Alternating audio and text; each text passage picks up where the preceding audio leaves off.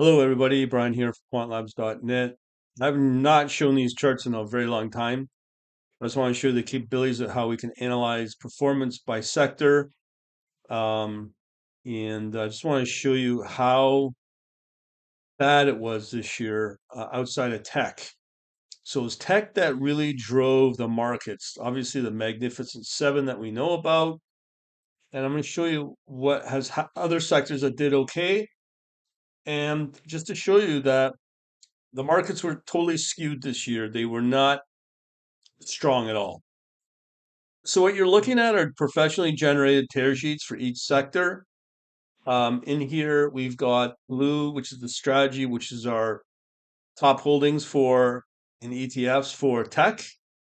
And you can see here it outperformed the benchmark, which is a QQQ index. Here we can measure the Sharp. We can also measure the benchmark. So the benchmark was 322 and the Sharp was 2.92, so it's still technically underperformed when you look at the cumulative returns versus the benchmark. So that's really what you're measuring. Um, you also have here the returns for this year over the last year, and the other important thing I look at is how the year kind of shaped up. So you can see here we've had some good green years, and then it just went to pot afterwards. So let's see some other indicators here. So here's the transport, and the transport is usually the leading indicator of all the sectors on the health of the economy because of economic activity, production, and then those things got to be transported around from factory, from seaport to warehouse to be sold off in retail. And you can see here it's grossly underperformed. Here, the 2.25 for the strategy and 2.6 for the benchmark. You can see here the returns were not quite what you'd want. And again, for the year, you can see last few months were pretty good for the markets and some losing markets as well. This is probably typical what you've seen for the last year as well. Let's see the net. There's four now. Just so you know, there's 41 sectors out of 64. Usually, the utilities are supposed to outperform the benchmark, but again, grossly underperformed. 1.04, 2.6 for the standard benchmark of QQQ. And that's all measured again among the QQQ are the big tech, as I showed earlier. And you can see here a decent return. These are monthly returns for each month. And it's it's it's it's if you were involved in the last 2 months, you did well. Going into January, I don't know what it will be, but that was just a general market return. Here for U.S. value, we've got obviously value, and uh, and yeah, so we got the value here again, pretty well underperforming with that blue being the strategy. And again, you can see that in this chart. You can see the general trend. Everything moves together. Um, but the best months were the last 2 months. So that was some form of a rally, but overall, not great performance. Even here, I was doing well at the beginning, and then boom, boom, boom. Summer was not bad. And there might be a pattern here. I don't know. Um, every 6 months, the markets did okay. Okay, so here we go into commodity agriculture. So it's just agriculture. So when worse gets to worse, agricultural product kept in line, not much, but it kind of kept in line, some peak performance there. And these are the ultimate defensives. You can see here positive and not enough volume here for the zeros, but nonetheless, pretty good year so far. Um, so agriculture is something you might want to consider for consistent profit. Gold, same thing. Uh, Still underperformed here with the lower sharp, and kind of outperforming here. And you can see here majority green uh, for the year, and some good months. Majority got 1, 2, 4, uh, 4, 8, 9 months that were positive. So gold has proven to be kind of a good place to be in for some steady profit. And we'll see how the other ones perform, the other sectors, I mean. Here we have metal. You can see how excessively good it was at the beginning of the year and just totally tailed off. I mean, I did well here earlier parts of the year, but it just got so bad towards the end of the year. Again, this is a reflection of the economy, of things getting produced, metal outside of gold. So it's really gotten flat. And that's again China. China is the factor there, really paltry. Um, you can see here, don't even mention the remaining months, but pretty steep declines there. Uh, okay, so we got commercial commodity pot, the pot companies had a little run here, but usually they're just something you just stay away from. Really bad sharp. I wouldn't even venture into it.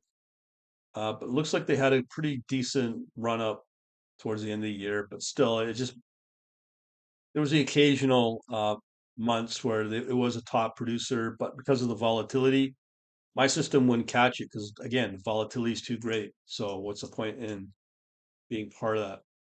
Now, this one's done all right. These are the financial currencies. These are big currencies, US dollar um, as well. So you can see here, it's not too far behind standard benchmark. So it's a good defensive as well. And again, some negative months, but again, some really good months later in the months. So the summer was all right, but just a couple of negative months, not too bad. But moving forward, you kind of have an idea of what is good to be in. US dollar was in the US dollar. Now that's weakening if you're watching my trading view. Okay, we got financial. Financials grossly underperformed, but I will tell you the financial, my system's picking up a few here and there.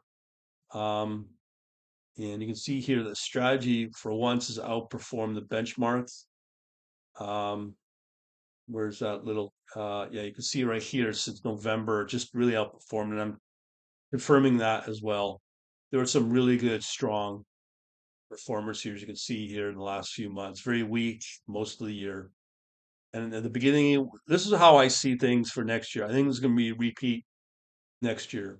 We're going to have a decent January, and then things will kind of tail off that February and so on. That's how I see the first 2, 3 months of the year.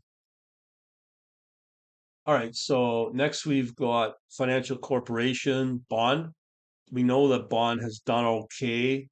Once you start to see that negative, that just shows you how um, stressed a lot of corporations are at the bond level, and it's reflected here. Yeah, and again, against the benchmark that has underperformed and it's gone negative. So I guess what's happening here with the bond, very strong when the weak periods are in. So again, something to consider when things go bad, right? So let's see what else we got here. So here we got inflation. You would think inflation would outperform the benchmark because of um, the Magnificent Seven. Not the case. And again, you can see that in the sharp ratio, um, even in the cumulative uh, return, the benchmark underperformed here. Okay performance in the last 2 months. Similar pattern in a lot of these sectors. Next one we've got is my watch list. So obviously I didn't really follow this that I should have. I would have been in line. I would have had better months here.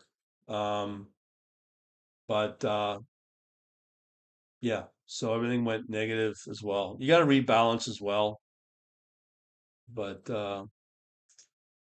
here is Africa, so it grossly underperformed, including Israel. Um, so not much to say there. Um, some decent returns, but very negative. It's really surprising. Majority of this is Israel. So good month for November, but negative for December, considering the war they're going through right now. Uh, Asia. Okay, so this is exactly what I'm starting to see. It's kind of not far behind for Asian markets. Um, this is not including China, I believe. So it's the rest, Southeast Asia and Japan. But you can see it's not far behind. But what I am seeing is the Asian markets may start to outproduce uh, US and Europe. And we'll see Europe, hopefully. Um, the metric. We can see here, very strong month for November and not bad for December. But Asia may start to prove itself. And again, I can't say, but I've seen some really interesting developments in China. And copper is part of that, and the China yuan and their stock markets as well, like the Shanghai or even really Hong Kong as a proxy. So they may turn around, but again, if it's sustainable is another question. So here we have overseas currency. You can see how weak it is, even compared to the US dollar.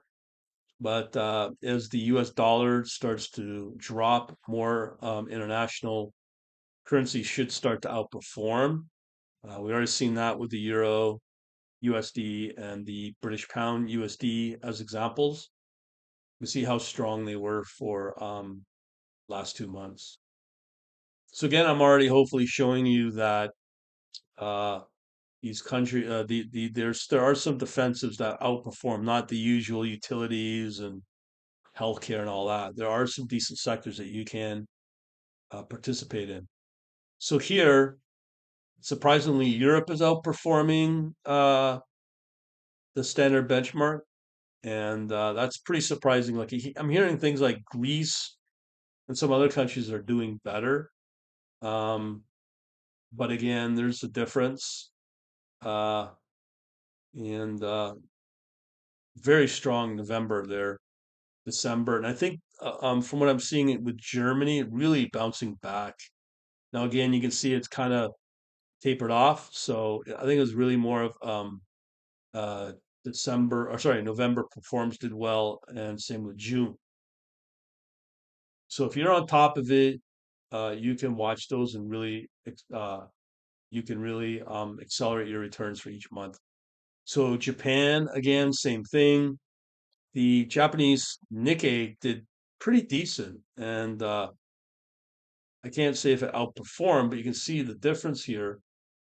I mean, the Magnificent Seven still did better on the sharp front. Okay, and these kind of chart says it all. Performance. Here's the difference of Japan right here. And the nice thing about Japan, there's no negative months, right? Except this month.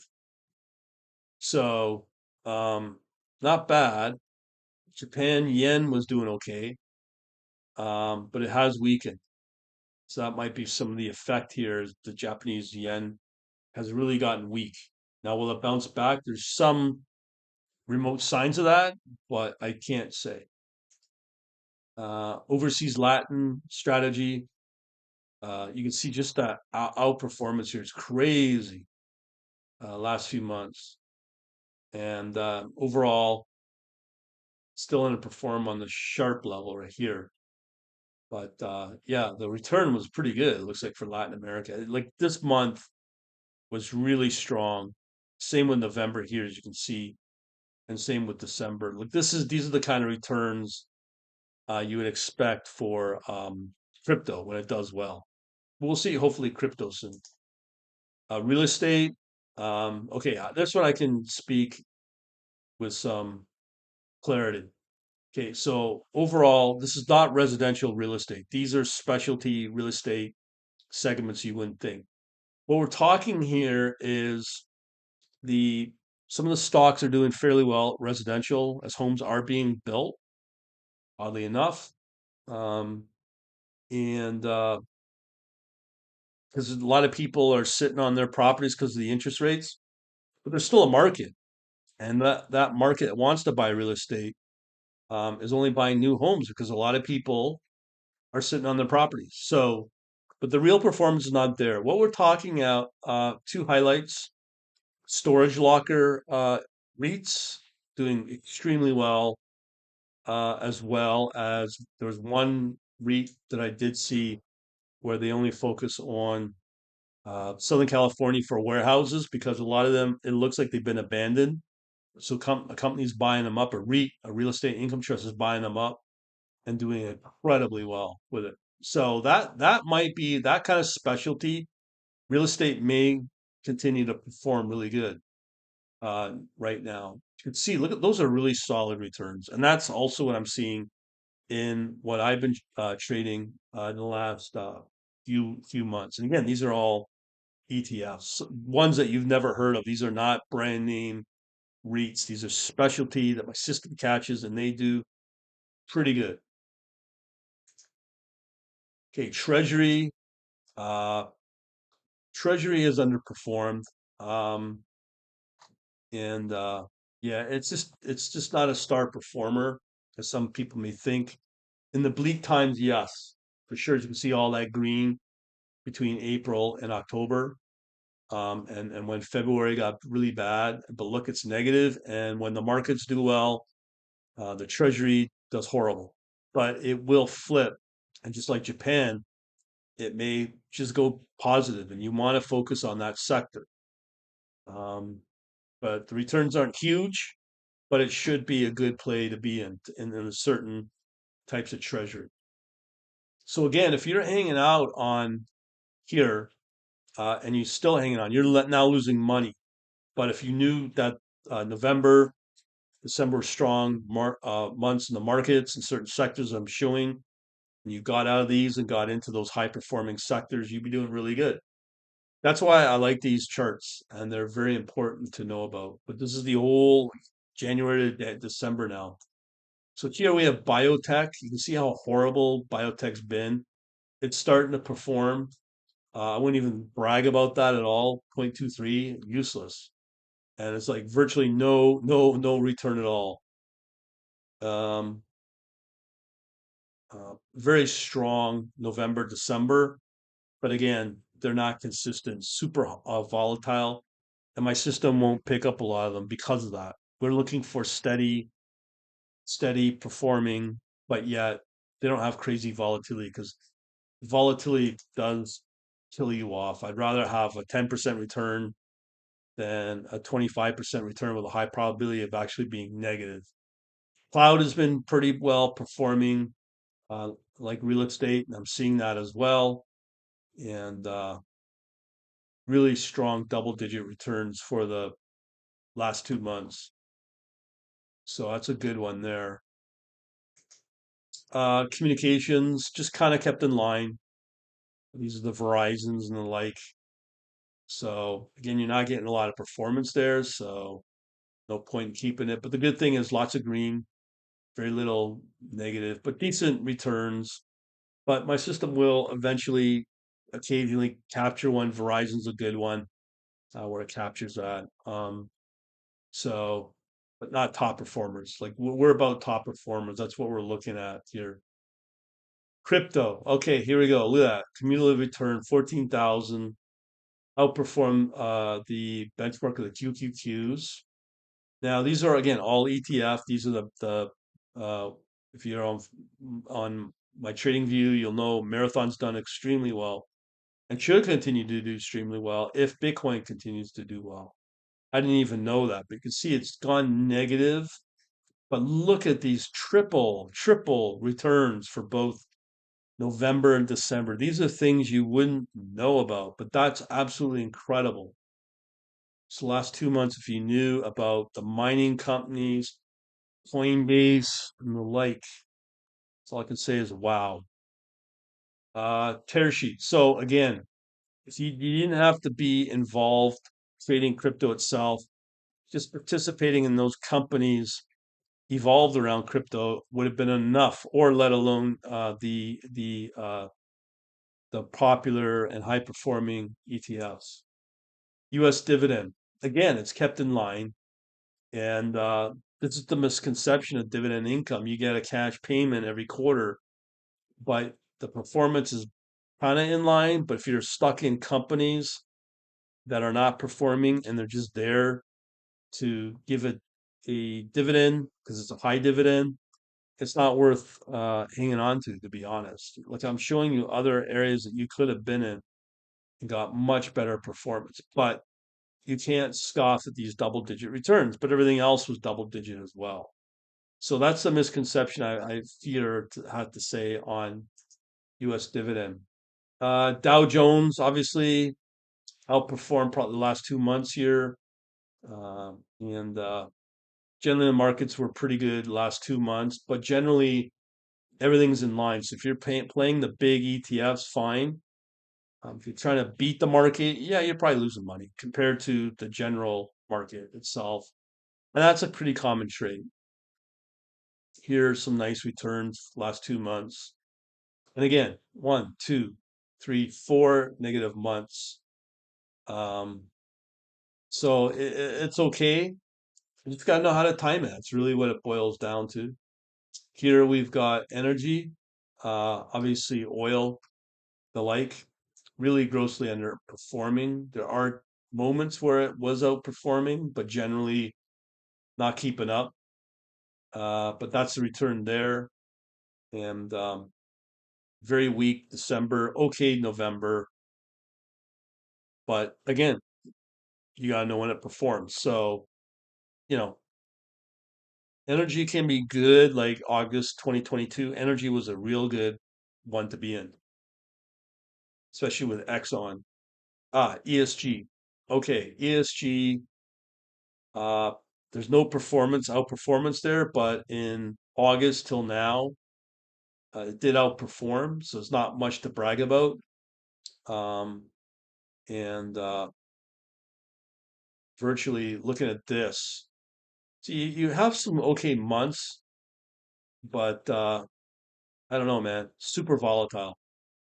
That's why you never see ESG on my system at all because of that volatility. Gaming, I always thought when it comes to recessions that gaming would outperform. I guess not. That's including Vegas. That's usually who it is. The companies around Vegas, like the hotel operators. Um, Decent for the last 2 months, but nothing to brag about. But looky here, very strong January, really strong March.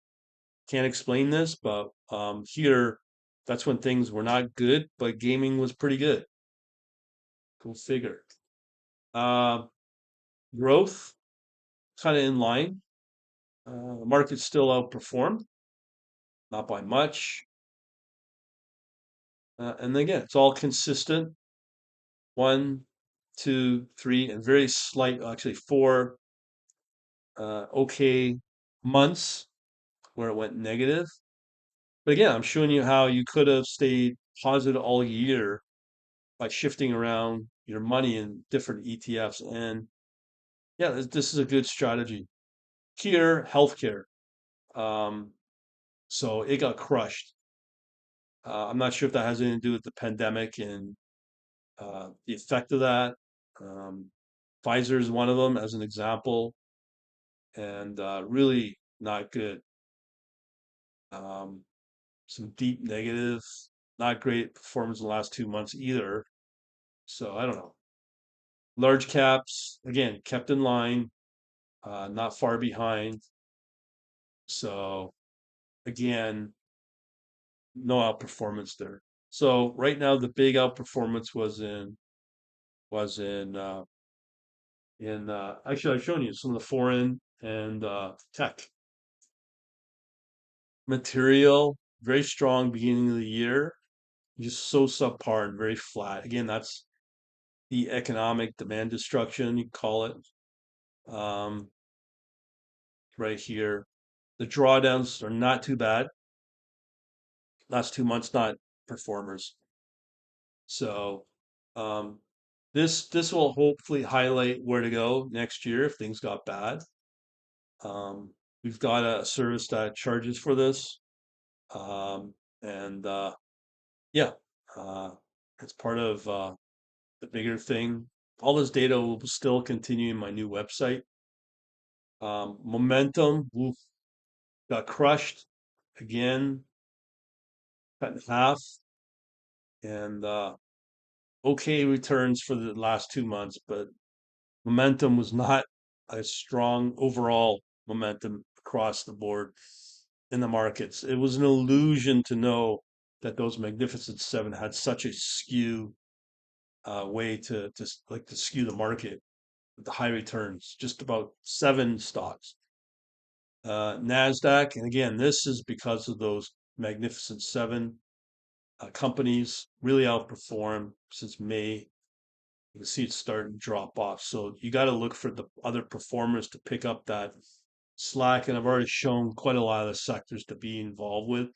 Going into next year, it's going to be tough to say, but very good months, some of them. Good November, but weak December. So that's probably a red flag. It's hard to say if it's a red flag or not. No one knows, obviously. Retail killed off again. Um, yeah, I don't know what to say. Weak last 2 months, so not the best stock sector to be involved with. These are semiconductors. You can see the outperformances. This will include your Nvidias, your TSMCs. They're doing good, and look at the performance there. So that's fairly strong, outperforming. These are the ones you want to be in, maybe even for next year. There are some low volatile ones doing quite well.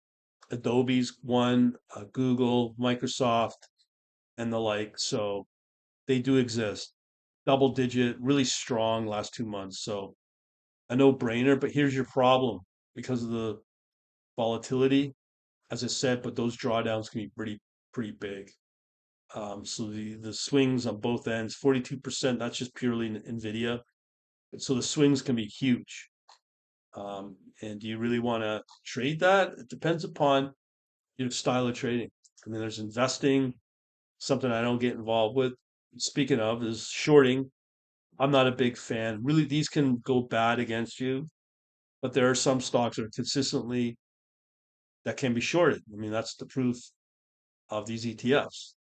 Uh, kind of outperforming slightly, and look, not bad. And even with a strong market for November, December, there were a lot of shorts. So you have a very few small subset of stocks that again are skewing the market. Like as of today, the market goes down, and all week was all strong guidance, really strong buy recommendations. Just today, where it goes negative, all of a sudden a lot of those stocks go into sell recommendations. So yeah, it can flip so easily, and that's again the reflection of the volatility.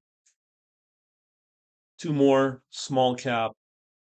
You see, this is good where it's outperforming. That's the Russell, and the Russell was outperforming the markets, but again, here, same thing. So, but the problem is the drawdowns are a lot more excessive than the benchmark, and it's not a strong, sharp ratio, right? So here we can see that pretty good, pretty good last 2 months, but even the negative, yeah, it's pretty deep. Finally, one last one's the U.S. S&P. So it was Nasdaq that outperformed, not the S&P 500. Okay, it's close, kind of in line, but the S&P or the Nasdaq easily outperformed the S&P, all because of the Magnificent Seven tech stocks, right? Very weak, very weak month for last 2 months. So there you go. I think that's it. So there you go. China was not included. Some other ones. like the SPACs and whatnot. But these are the major ones, obviously. So now you know where to go and line up for next year if you've been following along up until this time. And I'll just say thank you very much for watching. Have a good new year. Over and out. Later.